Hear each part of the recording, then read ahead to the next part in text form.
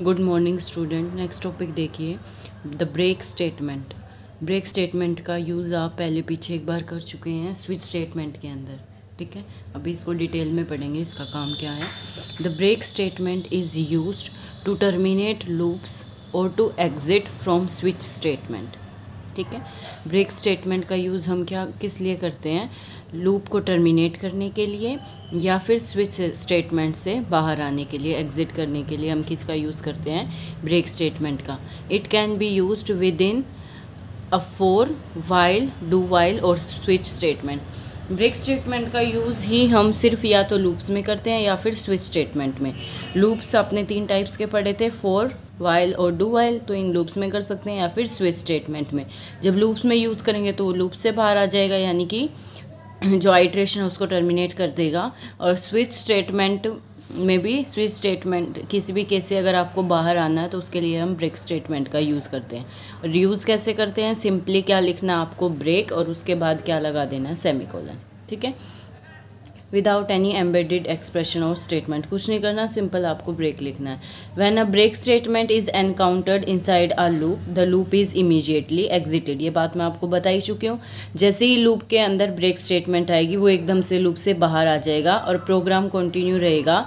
उसके बाद जो भी स्टेटमेंट होगी, लूप के आगे जो रेस्ट ऑफ द प्रोग्राम है उसको एग्जीक्यूट करेगा। When the loops are nested मैंने आपको बताया था, अगर एक लूप के अंदर दूसरा लूप इस तरीके से यूज़ कर रखा है तो break would exit only from the inner loop containing in it. तो जिस लूप के अंदर आपने ब्रेक स्टेटमेंट का यूज़ किया है सिर्फ वो उस सिंगल लूप से बाहर आएगा। That is break will exit only a single loop. बाहर वाला लूप कंटिन्यू रहेगा, सिर्फ जिस लूप के अंदर आपने उसको यूज़ किया है उससे वो बाहर आ जाएगा, ठीक है। ये फ्लो चार्ट है ब्रेक स्टेटमेंट का। ये इसमें मिस्टेक है, देखिए इसने क्या किया है, condition with in the loop, ठीक है। अगर ट्रू हुआ तो कंटिन्यू रहेगा, अगर फॉल्स हुआ तो ब्रेक लगा दिया। अगर फॉल्स हुई है कंडीशन तो वैसे ही ना लूप से बाहर आ जाता, तो उसके लिए तो ब्रेक की ज़रूरत है ही नहीं। ब्रेक की ज़रूरत तो कहाँ है? अगर ट्रू हो रहा है और तब भी आपको बाहर आना है तो यहाँ पर आप ब्रेक लगा के और फिर एंड ऑफ द लूप पर लेके जाओगे। फॉल्स में तो ब्रेक की ज़रूरत है ही नहीं, तो इस फ्लो चार्ट को आप ठीक कर लेना। उसके बाद देखिए इसने क्या कहा है, the break statement however violates the rules of structured programming. क्योंकि स्ट्रक्चर्ड प्रोग्रामिंग तो क्या कहती है कि स्टेप बाय स्टेप वो एग्जीक्यूशन करेगा, और ये एकदम से जंप कर रहा है, ठीक है। तो इसका मतलब ये क्या कर रहा है, जो स्ट्रक्चर्ड प्रोग्रामिंग के रूल्स हैं उनको वायलेट कर रहा है। उसके बाद इसने कहा है, any loop obtaining a break can be rewritten using an appropriate test to control the loop. देखिए इसको एग्जाम्पल से समझते हैं। इसने एक ब्रेक स्टेटमेंट के लिए एग्जाम्पल दिया है, 4 ब्रैकेट में count equal to 0, count less than equal. ये एग्जाम्पल आप रहने दें क्योंकि ये स्ट्रिंग से रिलेटेड है, उसकी बजाय दूसरा एग्जाम्पल हम देखते हैं। अभी आपने स्ट्रिंग्स पढ़ी नहीं है तो ये एग्जाम्पल समझ नहीं आएगा। दूसरा एग्जाम्पल देखिए, to process floating point variables up to 50 and exit from a loop on encountering a negative number. इसने क्या कहा है कि प्रोसेसिंग चलती रहेगी अप टू 50 तक फ्लोटिंग पॉइंट वेरिएबल्स पर, और अगर नेगेटिव नंबर आ जाता है तो वो लूप से बाहर आ जाएगा, ठीक है। तो इसका मतलब हम चेक करेंगे, अगर नंबर लेस देन 0 हुआ तो वहाँ पर हम ब्रेक लगा देंगे, उसको लूप से बाहर निकाल देंगे, ठीक है। अदरवाइज आइट्रेशन चलती रहेंगी कहाँ तक? 50 तक। क्या प्रोसेसिंग होगी वो इसने नहीं दिया है, ठीक है। तो वो लाइन्स हम नहीं बता सकते, वो नहीं लिखेंगे। बाकी प्रोग्राम लिख दिया इसने, क्या? डू, इसके अंदर वो नंबर इसने ले लिया, ठीक है, उसको मतलब इनपुट करा दिया और कंडीशन डाल दी, अगर x लेस देन 0 है तो प्रिंट कर देगा input error negative for x। Message print कर देगा कि आपने नेगेटिव वैल्यू डाली है, और फिर ब्रेक हो जाएगा। तो इस डू लूप से क्या आ जाएगा? बाहर आ जाएगा ये statement. If x then 0 check किया, ये मैसेज प्रिंट करेगा, ब्रेक आते ही वो इस लूप से बाहर आ जाएगा, ठीक है। अगर ये ट्रू नहीं हुई तो कंटिन्यू रहेगा लूप, कब तक? जब तक x क्या है? लेस देन इक्वल टू 50 है। जब तक ये स्टेटमेंट ट्रू होती रहेगी वो लूप चलता रहेगा, ठीक है। तो ब्रेक में आपने क्या पढ़ा? ब्रेक स्टेटमेंट में इसको हम लूप के टर्मिनेशन के लिए या फिर स्विच स्टेटमेंट से बाहर निकलने के लिए यूज़ करते हैं, ठीक है। और ये क्या करता है, सिर्फ जिस लूप के अंदर आपने यूज़ किया है उस इनर लूप से ही बाहर निकालता है, बाकी फिर उसके बाद रेस्ट ऑफ द प्रोग्राम ऐसे ही कंटिन्यू रहेगा, ठीक है। उसके बाद देखिए कॉन्टिन्यू स्टेटमेंट। कॉन्टिन्यू स्टेटमेंट भी लूप से बाहर निकालता है, लेकिन दोनों में फ़र्क है। डिफरेंस क्वेश्चन आ भी जाता है, difference between break statement and continue statement. तो ध्यान से देखना दोनों में क्या डिफरेंस मिलेगा। कॉन्टिन्यू में break statement when executed causes the immediate termination of the loop containing in it, है ना। जहाँ भी जिस लूप के अंदर आपने ब्रेक स्टेटमेंट डाला वो ब्रेक स्टेटमेंट एग्जीक्यूट होते ही एकदम से टर्मिनेशन हो जाएगी। However, sometimes it is necessary to skip just a part of the loop. कई बार क्या होता है, सिर्फ हमें कुछ पोर्शन लूप का स्किप करना होता है, सिर्फ उसी आइट्रेशन के लिए। वो वहाँ पर फर्दर दोबारा आइट्रेशन नहीं होगी, वो बिल्कुल ही लूप से बाहर निकाल देगा, दोबारा वो लूप पर नहीं जाएगा। कॉन्टिन्यू में नाम से ही पता चल रहा है वो सिर्फ उस आइट्रेशन के लिए वो टर्मिनेशन होगी, उसके बाद वापस से वो लूप पर नेक्स्ट आइट्रेशन स्टार्ट कर देगा। ठीक है, तो वो सिर्फ उस आइट्रेशन के लिए ही वो पार्ट स्किप करेगा। तो इसने यही कहा है, sometimes it is necessary to skip just a part of the loop. C provides a statement called continue which terminates only the current iteration. ये इंपॉर्टेंट है, दोनों में डिफरेंस ही यही है। वो लूप से ही टर्मिनेट कर देता है, ये सिर्फ उस करंट आइट्रेशन से टर्मिनेट करेगा। That immediately encloses it thus causing execution to resume with the next iteration। next iteration के साथ वापस से loop resume रहेगा। the loop does not terminate when a continuous statement is encountered। loop से terminate नहीं हुआ है, सिर्फ उस current iteration से terminate हुआ है। ये दोनों में difference सबसे important है। break statement loop से ही terminate कर देती है, ये सिर्फ करंट आइट्रेशन से टर्मिनेट करती है, लूप से टर्मिनेट नहीं करती है, फिर नेक्स्ट आइट्रेशन पर चला जाता है एग्जीक्यूशन। ठीक है, तो और कंटिन्यू को यूज़ करते कैसे करते हैं, बिल्कुल वैसे ही कंटिन्यू उसके बाद सेमीकोलन। कंटिन्यू यूज़ कहाँ होती है, सिर्फ लूप्स के अंदर यूज़ होती है। तो वाइल, डू वाइल और फॉर लूप, इनके अंदर आप कंटिन्यू स्टेटमेंट का यूज़ करते हैं। उसके बाद नेक्स्ट एग्जाम्पल देखते हैं। यही एग्जाम्पल जो आपने अभी पीछे किया है यही यहाँ पर है। To process floating point variables up to 50 and flag an error message on encountered a negative number. तो क्या किया, डू स्कैन एफ, उसके अंदर नंबर इनपुट कराया, अगर x लेस देन 0 है तो ये इनपुट करा देगा। उसके बाद कंटिन्यू, ठीक है, और फिर वो कंडीशन डाल दी। अब इस और जो आपने ब्रेक लगाया और यहाँ कंटिन्यू लगाया, उन दोनों में हम डिफरेंस चेक करते हैं, फ़र्क क्या पड़ेगा प्रोग्राम के ऊपर। बिल्कुल बाकी प्रोग्राम सारा सेम रहेगा, सिर्फ वहाँ पर हमने यहाँ ब्रेक लगा दिया और यहाँ कंटिन्यू लगा दिया। तो हमें चेक करना है कि प्रोग्राम पर इसका क्या इफ़ेक्ट आएगा। ठीक है, तो देखिए वहाँ पर तो क्या होगा, जैसे ही आपने नेगेटिव नंबर डाला वो एक्स की वैल्यू मांगे ना, और आपने वो वैल्यू नेगेटिव डाल दी तो वो कंडीशन ट्रू हो जाएगी। इफ एक्स लेस देन 0 वाली, वो ये मैसेज प्रिंट करके लूप से ही बाहर आ जाएगा। तो दोबारा वो लूप पर जाएगा ही नहीं, दोबारा वो एक्स की वैल्यू मांगेगा ही नहीं, काम ख़त्म। ठीक है, यहाँ पर क्या होगा, जब आपने एक्स की इसने वैल्यू मांगी, आपने एक्स की वैल्यू नेगेटिव डाल दी, तो वो ये मैसेज प्रिंट करा के और यहाँ कंटिन्यू आ गया ना, इसका मतलब वो इस आइट्रेशन के लिए तो लूप से बाहर आ गया है। ठीक है, उसके बाद ये जो स्टेटमेंट है ये एग्जीक्यूट नहीं होगी, यहीं की यहीं वो बाहर आ जाएगा लूप से, लेकिन सिर्फ इसी आइट्रेशन के लिए। फिर दोबारा से नेक्स्ट आइट्रेशन के लिए वो एक्स की वैल्यू मांगेगा और फिर प्रोग्राम कंटिन्यू रहेगा, नेक्स्ट आइट्रेशन चलती रहेगी। ठीक है, उसके बाद नेक्स्ट देखिए, नेक्स्ट उसने बताया exit function. Exit function is used to terminate the execution of a C programme.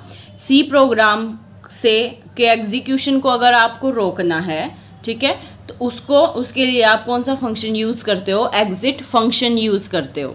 ठीक है, ध्यान रखना ये चीज़ें, क्या स्टेटमेंट है क्या फंक्शन है। एग्जिट एक फंक्शन है, जिसके पीछे ऐसे ब्रैकेट्स लगी हुई हैं, इट मीन्स वो एक फंक्शन है। तो एग्जिट फंक्शन का यूज़ हम किसके लिए करते हैं, सी प्रोग्राम को टर्मिनेट करने के लिए, सी प्रोग्राम के एग्जीक्यूशन को ख़त्म करने के लिए यूज़ करते हैं। It is a standard library function included, ये भी एक लाइब्रेरी फंक्शन है, इसकी कोडिंग आपको नहीं करनी, सिर्फ आप इसका यूज़ कर रहे हो। तो ये किसी न किसी हेडर फाइल में इंक्लूड होगा, तो ये किस हेडर फाइल में इंक्लूड है, स्टैंडर्ड लाइब्रेरी .h, stdlib.h। तो जब भी आप एग्जिट फंक्शन का यूज़ करोगे आप इस हेडर फाइल को ज़रूर इंक्लूड करोगे। वही इसने बोला है, the header file should be included in the program to use this function. अगर इस फंक्शन को यूज़ करना है तो ये फाइल भी इंक्लूड करनी पड़ेगी। सिंटैक्स क्या है इसका, एग्जिट लिख के और ब्रैकेट में स्टेटस डालोगे और बाद में सेमीकोलन होगा। ठीक है, इस फंक्शन को हम कॉल कर रहे हैं तो लास्ट में सेमीकोलन आएगा। अब ये स्टेटस क्या है, status is an integer value that the termination of the program returns to the operating system. Status जो डालोगे यहाँ पर वो एक इंटीजर वैल्यू होनी चाहिए। ये क्या करेगी, प्रोग्राम को टर्मिनेट कर देगी और रिटर्न, ये वैल्यू रिटर्न करेगी ऑपरेटिंग सिस्टम को। ठीक है, ऐसा हम क्यों करते हैं, ये स्टेटस क्या करता है, ऑपरेटिंग सिस्टम को बताता है कि जो प्रोग्राम टर्मिनेट हुआ है वो नॉर्मली टर्मिनेट हुआ है। ठीक है, मतलब एबनॉर्मल टर्मिनेशन नहीं है, ये हमने अपनी मर्जी से टर्मिनेट किया है। ये चीज़ बताने के लिए हम स्टेटस डालते हैं। ठीक है, तो एग्जिट फंक्शन क्या करता है, टर्मिनेट कर देता है कॉलिंग प्रोसेस को।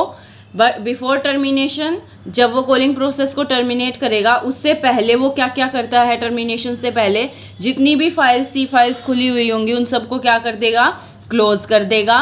Right buffered output to standard output device, जो भी बफरिंग में यानी कि जो भी आउटपुट होगा मेमोरी के अंदर टेम्परेरी स्टोर, उसको वो डिस्प्ले कर देगा मॉनिटर के ऊपर। और फिर कोई भी अगर रजिस्टर्ड एग्जिट फंक्शन है फिर उसको कॉल करेगा। ठीक है, तब आपका टर्मिनेशन होगा प्रोग्राम के एग्जीक्यूशन से, उससे पहले ही वो ये सारा काम करता है। क्लियर है।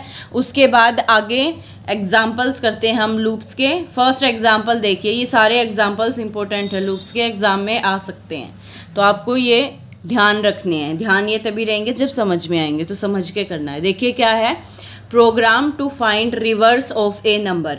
अगर आप एक नंबर मैं आपको दे दूं जैसे 653, तो उसका अगर रिवर्स निकालना है मतलब 356 लिखना है, तो उसके लिए प्रोग्राम है ये।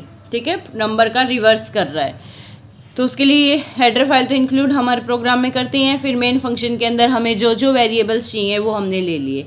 अब यहाँ पर क्या क्या वेरिएबल चाहिए, एक तो वो नंबर, वो इंटीजर ही चाहिए है जो जिसका आपको रिवर्स निकालना है, तो वो नंबर हमने उसके लिए वेरिएबल ले लिया हमने ए। ठीक है, जहाँ पर जाकर उसका रिवर्स स्टोर होगा वो उसके लिए हमने वेरिएबल ले लिया REV, रिवर्स के लिए। ठीक है, और शुरू में उसमें क्या इनिशलाइज करा दिया हमने 0। और इस काम के लिए एक और हमें नंबर, एक और वेरिएबल चाहिएगा, क्योंकि उस नंबर को हम डिवाइड करेंगे और रिमाइंडर हमें ज़रूरत पड़ेगी रिमाइंडर की, तो उसके लिए हमने एक वेरिएबल और ले लिया REM। तो 3 वेरिएबल्स हमने ले लिए लॉन्ग डाटा टाइप के, ए, रिव और रैम। ठीक है, ये रिवर्स के लिए, रिमाइंडर के लिए, ये वो नंबर ही है, और रिवर्स में हमने 0 ले लिया। फिर क्लियर स्क्रीन, उसके बाद हमने मैसेज प्रिंट कराया, enter number to be reverse या enter integer to be reverse. जो नंबर आपको रिवर्स करना है स्कैनएफ की हेल्प से उसको हमने क्या कर दिया, बोलिए वो क्या कर दिया हमने, स्कैनएफ की हेल्प से इनपुट करा दिया। ठीक है, %d यहाँ क्यों लगाया, क्योंकि देखिए लॉन्ग तो क्या है, आपने पीछे क्वालिफायर पढ़े थे, तो लॉन्ग तो एक क्वालिफायर है, और मैंने आपको बताया था अगर डाटा टाइप इसके साथ नहीं लिखते तो ऑटोमेटिकली वो इंट डाटा टाइप का है, तो इसीलिए इसका मतलब ये एक इंटीजर है, तो यहाँ पर %d आएगा। ठीक है, उसके बाद आगे देखिए, printf the reverse number is, ये message as it is print हो जाएगा। अब इस नंबर का रिवर्स निकाल के उसको हम प्रिंट कराएंगे।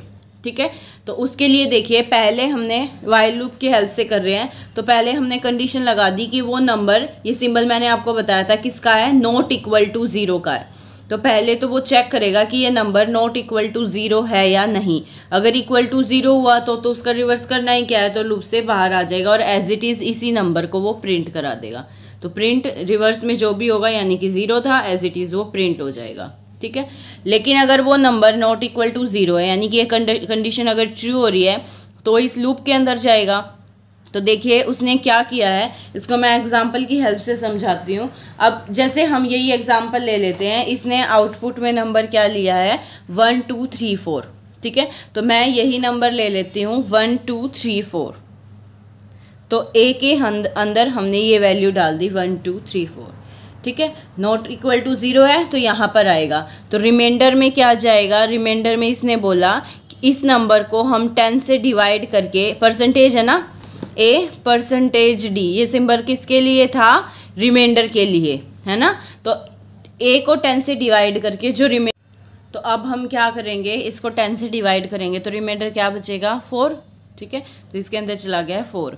अब रिवर्स वेरिएबल के अंदर उसने क्या डाला, रिवर्स इंटू 10। अब शुरू में तो रिवर्स में क्या ले रखा है, 0, तो 0 को किसी से मल्टीप्लाई 0 ही हो जाएगा, और प्लस रिमाइंडर, तो रिवर्स में क्या चला गया, 4। देखिए इसका रिवर्स ही करते जा रहे हैं वापस। तो अब रिवर्स में क्या चला गया 4। नेक्स्ट स्टेटमेंट है a equal to a divide by 10। अब a में क्या हो गया है कि इस नंबर को जब 10 से डिवाइड करेंगे तो ये कोशेंट देता है, 10 से डिवाइड करेंगे तो इसका कोशेंट क्या बचेगा 123, तो इसके अंदर चला गया 123। अब फिर दोबारा से लूप पे आएगा, फिर चेक करेगा ये नॉट इक्वल टू 0 है, हाँ जी बिल्कुल नॉट इक्वल टू 0 है, 123 आया है। फिर रिमाइंडर निकालेंगे इसका, वो क्या बचेगा 3। अब रिवर्स के अंदर क्या चला गया है, रिवर्स इंटू 10। अब की बार रिवर्स में क्या है 4, तो 4 इंटू 10 40, और प्लस रिमाइंडर में क्या है 3, तो रिवर्स में अब क्या चला गया 43। फिर a को 10 से डिवाइड करेगा, अब a क्या है 123, जब 10 से डिवाइड करेंगे तो क्या बचेगा 12। ठीक है, तो यही प्रोसेस आपको रिपीट करते जाना है। फिर a नॉट इक्वल टू 0 है, तो फिर रिमाइंडर निकालेगा इसका, वो क्या बचेगा 2, रिवर्स निकालेगा। अब रिवर्स में क्या है 43, उसको 10 से मल्टीप्लाई करो, क्या आ गया 430 प्लस 2, तो 432। देखिए रिवर्स होता जा रहा है नंबर। अब a को फिर से 10 से डिवाइड करोगे तो क्या बचेगा 1। ठीक है, फिर से नॉट इक्वल टू 0 है, फिर से रिमाइंडर में भी 1 ही बचेगा जब 10 से डिवाइड करोगे तो।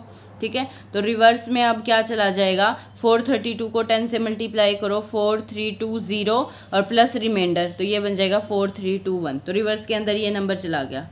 ठीक है, फिर जब a को 10 से डिवाइड करोगे तो a 0 हो जाएगा, और 0 होते ही जब लूप पे वापस आएगा तो ये कंडीशन ट्रू नहीं होएगी, तो लूप से क्या आ जाएगा बाहर आ जाएगा। बाहर आ जाएगा तो क्या प्रिंट करा देगा, जो रिवर्स में नंबर है वो प्रिंट करा देगा। और रिवर्स में लास्ट में क्या जा चुका है 4321, तो इसको इसका देखिए बिल्कुल रिवर्स ही हो गया ना, तो इसको एज इट इज़ प्रिंट करा देगा।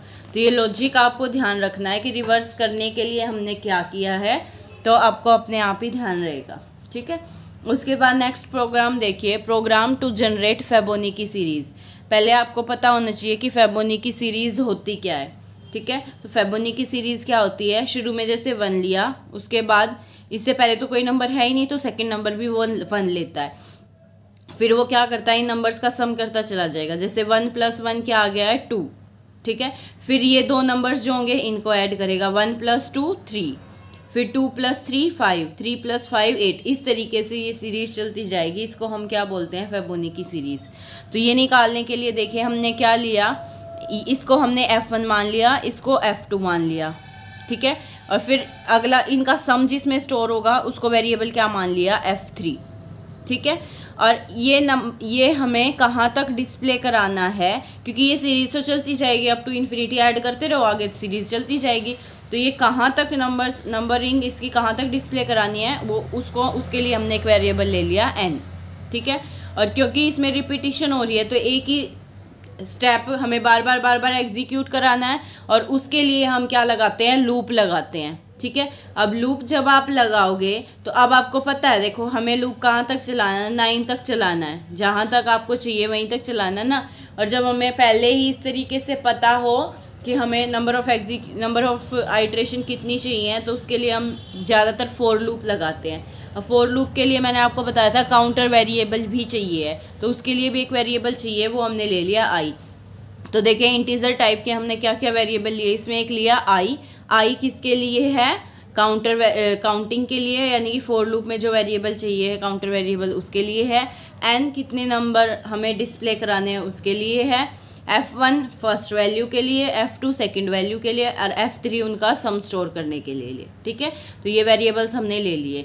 अब हमने मैसेज प्रिंट कराया, enter how many numbers to be display. ये message as it is print हो जाएगा, और फिर स्कैनएफ की हेल्प से आप वो वैल्यू एंटर करा दोगे कि हमें कितने नंबर्स डिस्प्ले कराने हैं।